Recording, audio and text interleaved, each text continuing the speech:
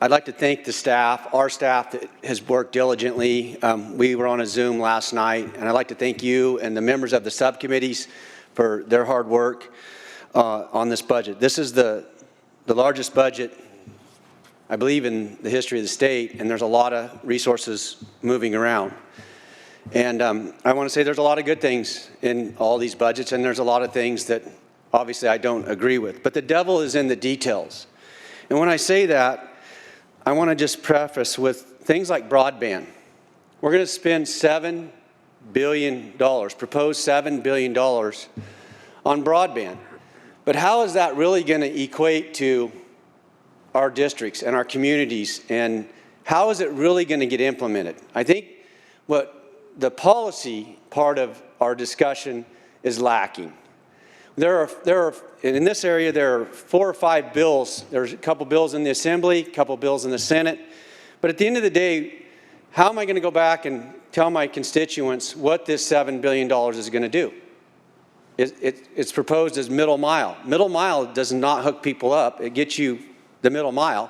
But we need the last mile. We need the inner city housings, as the senator from Gardenia, Senator Bradford's working on. Things like I'm working on in my communities. Senator Caballero, so the details what's lacking. So I just want to push that we follow up in these trailer bills, and that we actually get some detail on the policy of how it's going to be implemented. That's the part I think that's, and I know that we're not going to do it in this budget, but we're going to be moving on forward.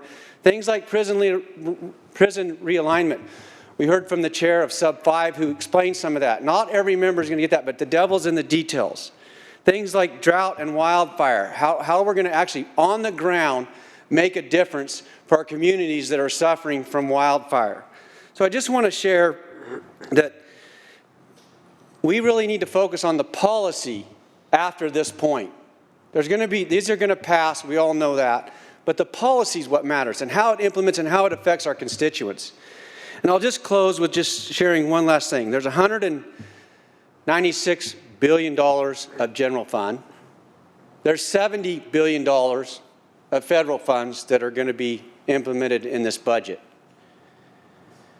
The debt that we're piling up on our children is really high.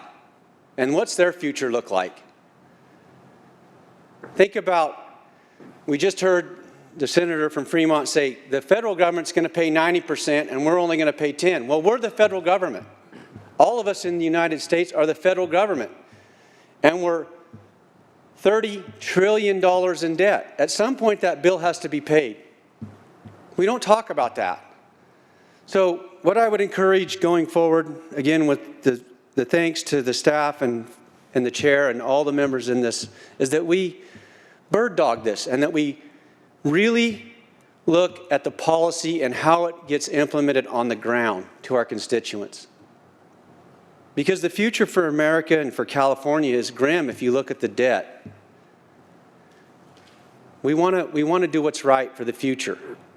And to do it right is make our money go further than it does and make sure our policies actually work. So again, I want to thank you. I thank you for giving me the opportunity to speak and share some of my thoughts. And I look forward to working on those policies in the future, Madam Chair.